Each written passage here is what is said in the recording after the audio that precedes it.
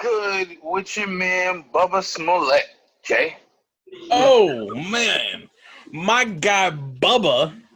His name is Wallace, all right, with a capital dub because he's out here winning. You're right now. You got all these people hating on him just like they used to. Bonds knows it's tough being light skinned out in this world, and he's over here just want to race cars and go fast. That's it. That's it. First of all, I feel like you can't be light skinned if your name Bubba. That's why they named him Bubba. He was born darker. You know, He grew into his I got lightness. a cousin named that they call Bubba, and he light skinned too. I was also called Bubba when I was like in like preschool by my kindergarten teacher. That's So racist as fuck. Right. Somebody said it. Your kindergarten teacher. I mean, she was your cousin at least. Please She tell was me my preschool teacher, Miss Marie. She called me her Bubba. Please tell me she was black. Nah, no way. Nah, she was white. This was out in East Long Meadow. So a random white lady calls black kid Bubba. Not random. She's a teacher. Probably the only black kid in East Long Meadow. The only one in her class at the time. Black kid, but there's a good chance I was like one of three, maybe. In the class? Yeah. So what was the other two's name? Kunta and Toby? Only at home. I don't even remember, man. It was such a long time ago. Harriet and Ernestine. I had a crush on her daughter. I think her daughter was like, I had been like 4 or 5 years old, and her daughter was like 17. And I had a crazy crush on her daughter. And every day, like her daughter would come specifically to the school and just like hold my hand and play on the playground and stuff with me. It was my first real relationship before anything else.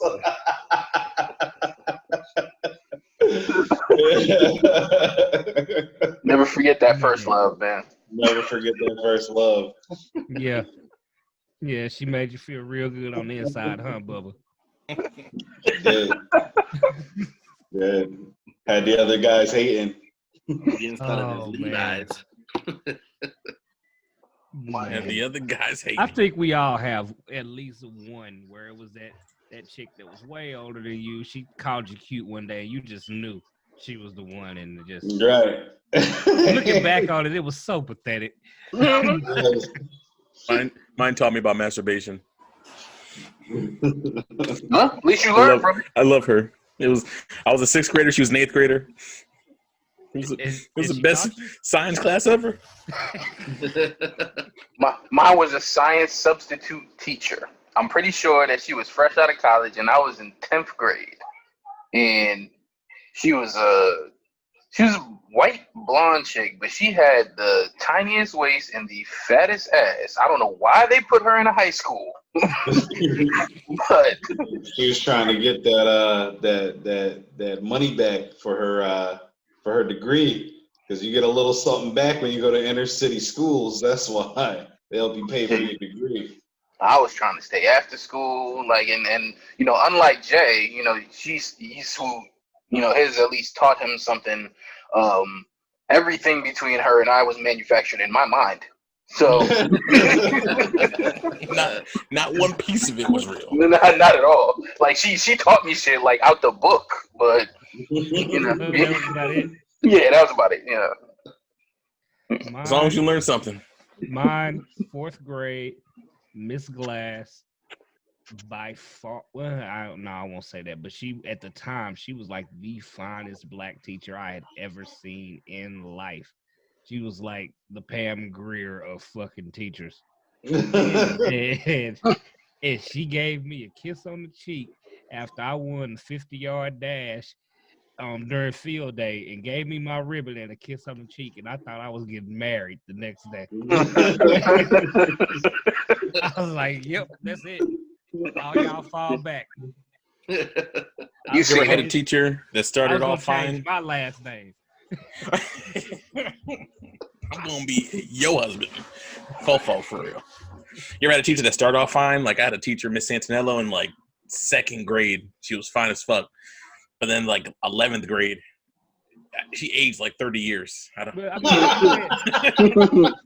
I don't know if my perspective was different, but different ending. I'm gonna go ahead and state the obvious, and I'm gonna say the most racist shit we've said today.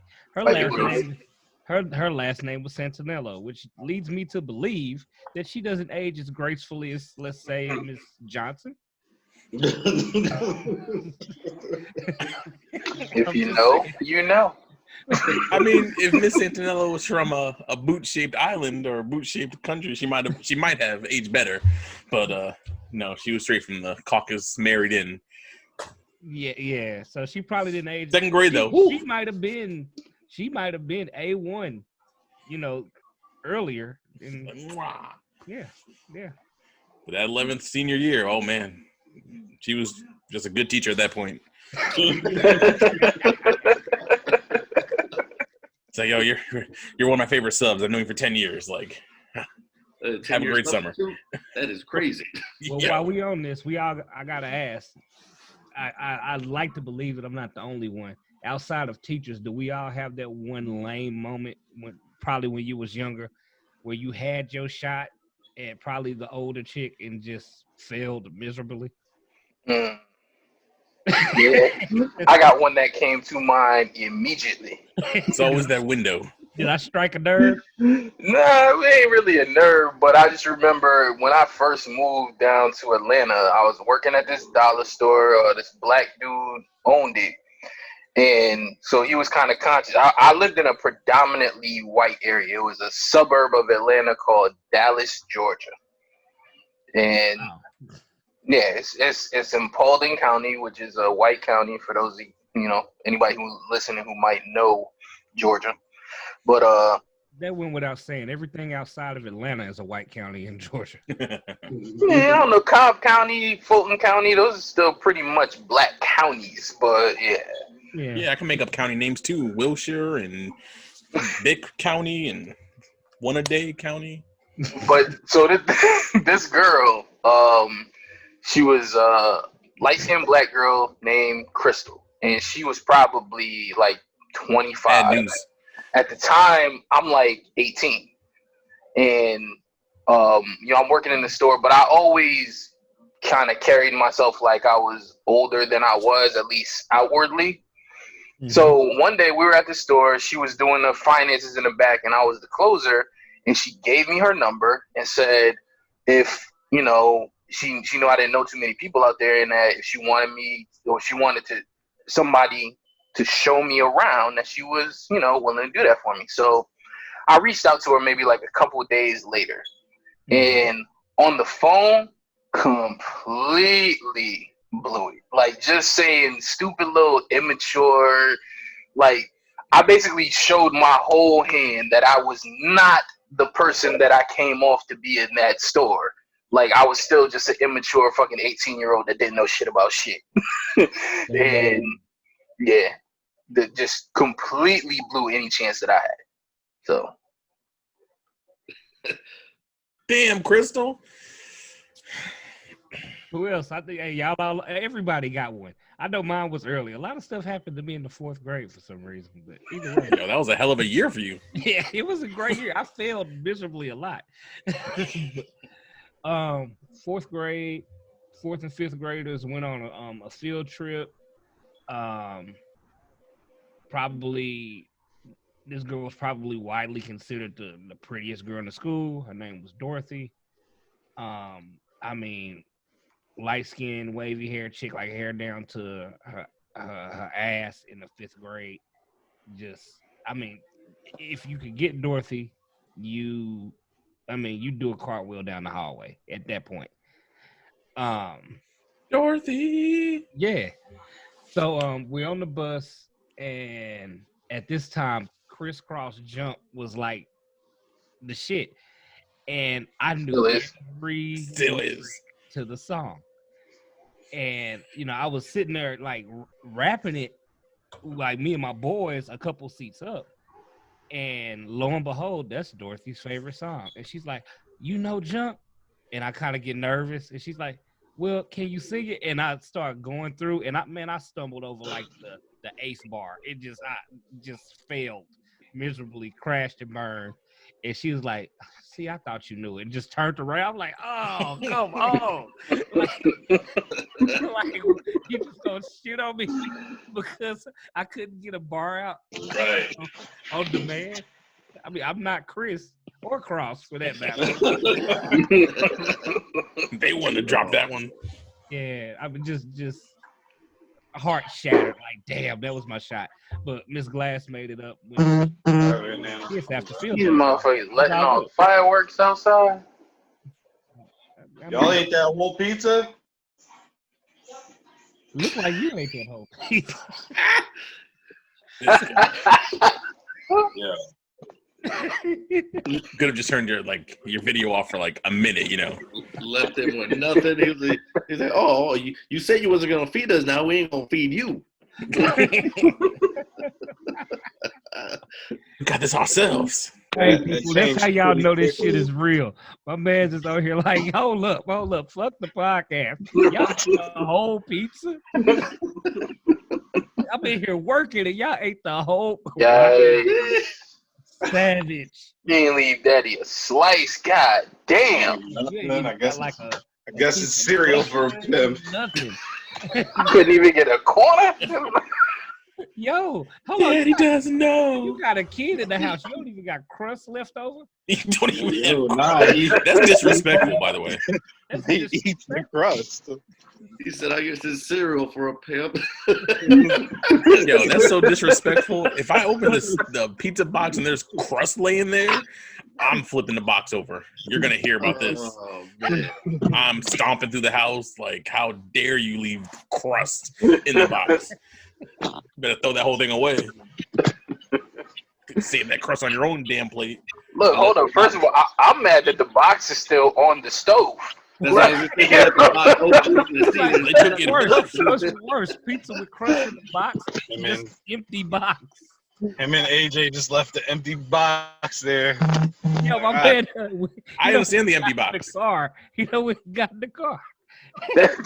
That shit was more disappointing than fruit stripe gum. So yeah. Oh. Oh man. Yeah. Oh. Dude that got in the car. He's like, yo, I gotta go get some food. Seriously. I go pick up my mom, but yeah. Yo, the empty box makes sense. We gonna be good, and came out and there ain't no pizza. Like, all right, cool. Nah, that's some kid shit for real. Yo, and the worst part is, JJ eats all the crust, so he probably ate the crust and AJ ate the middle. Right. Yo, while we talking about food. Wait, that was a large pizza between two kids. Oh wow. Right. They just powered through that. Hey, you talking You about want to feel the you talking about a disappointment? large pizza up Turn north. them games off. You talking about a large pizza up north. I mean, like me being from Texas, I mean I didn't know what pizza was, man. Our pizza diversity is like Papa John's and Pizza Hut and shit. So once I came up there, I was like, oh shit, y'all have real pizza. Like it's a chick in the back making sauce for real. Right. Flipping He was telling me that too. He was like, down in Texas or whatever, they don't even know what a party size pizza is. I'm like, what? He's like, they don't have mom and pop shops down there. They got Domino's or Pizza Hut or Papa John's. I'm like, yo, that's not even like real pizza. That's that bullshit. Is what. But if it makes you feel any better, the way that he felt about pizza down here is how I feel about barbecue up there. There is no barbecue places up here. Like I could move Bears. open up a barbecue place and Bears is different. Or Mexican restaurants. Real Mexican food. Oh man. Yeah. I had Bears when Bears was like in a small shack, and that shit was delicious. And then they got bigger and just changed half their shit. Mm-hmm. And now it's like, I can see why you might be disappointed. I miss pizza out here. I miss calling the pizza shop and getting a chicken cutlet or some type of grinder. They don't have grinders out here. Ain't no chicken cutlets. Ain't no grinders. What do they call them there? Subs. Yeah, here too. You can't get a solid steak. You don't even have to go that far south for it to change. I can't find a solid steak and cheese either. Yeah, they don't have steak and cheese. Like they don't know what the hell that is over here. Oh, we got that. I can find the sandwich, but I'm talking about Can't get a chopped cheese? when I first came to Mass. Rye and Aaron took me to D'Angelo's and got me the steak and cheese there. They kept calling it the Mad Cow, and I'm like, all number right, 9. whatever. And And the so crazy shit is D'Angelo's is a chain. exactly, and the chain steak and cheese was better than any steak and cheese that I had to date. When I started finding mom and pop shops in Mass, I was like, yo, this Mhm. sandwich game up here is A1. It's like Antonio's little steak and cheese or the chicken cutlet. Oh my god. Bruh. I would love to have that right now. Oh Lord. So wait, You know what? You know what? T. Dugan's closed, but Dugan's had the best chicken cutlet of all time. Dugan's closed? Dugan's closed. Oh man. They closed a while ago too. They closed like last summer when I got back from Dugan's Dugan's was it. Oh my god, that was my spot on the low. But you're right. A steak and cheese like MJ's or Antonio's got the best steak and cheese. MJ's is still lit, yup. MJ's is like a Yo, just like Bruno's? I always called in orders from MJ because I Bruno's. didn't want to look at what their their food code or whatever was on the wall. Like, I don't want to know. I don't want to go in. Like, just let me call this in and just deliver that because I'm not going in there and get sketched out. At this point, y'all splitting hairs with me. I'll take a steak and cheese from just about any shop in Massachusetts right now. See, but the crazy thing is steak and cheese is actually better, like, around my way. Like, that's all they know how to fucking make down here. Delaware, Philly. You gotta, I'm close to PA, so, you gotta. Yeah, touche. yeah, that's when you start getting shit added with nacho cheese and you get real Philly cheesesteaks, and that'll surprise you too. Like Yo, I had a pizza steak the other day. Shit. Yo. I can't imagine eating a sandwich with cheese whiz on it though. That just sounds. I've had odd. 2 places with a pizza steak. Always Amazing. Real cheese for me. Yeah, but apparently, like an authentic Philly has cheese whiz on it. Nacho cheese. Yeah. Not cheese. That ain't cheese. Yeah, I don't. So Teets and Brock, when you go to get a sub, as you would say, they don't. Do they not? What do you They mean? call them that here too, and it's stupid. I haven't had one. I think the last time I had one was when I went up there to visit, or when I went up for Sean's wedding. I on my return trip, I had Dre stop at Antonio's on State Street, and I got me a nice steak and cheese and a slice of pizza before I left. We'll say this: it's a couple spots here that do decent sandwiches. Like there's a spot called Firehouse Subs. It's a chain. They make a decent meatball. Yeah, they're pretty good. Yeah. Yeah. I'm talking Those thin and long. That's the closest I've had to a grinder out here because they toast them. Firehouse is decent, especially for a chain. But I'm talking about just that. I don't know if it's the bread or the way they toast it, or I mean, somebody could have been in the back sweating over it for all I know. But, That's that extra flavor. Look, Yo, when the food is so good that you don't give a shit about whatever food codes they broke, it's like, all right, look, just put a drape over the back so I ain't got to see it, and gonna shuffle my shit out here, man. you know what else is underrated in the field? What's that? Chinese food, bruh. Yeah. Yeah, right. They don't have I've chicken never fingers seen egg here. rolls. I've never seen egg rolls As a Corona? big as I've seen them in Massachusetts. That's like the biggest.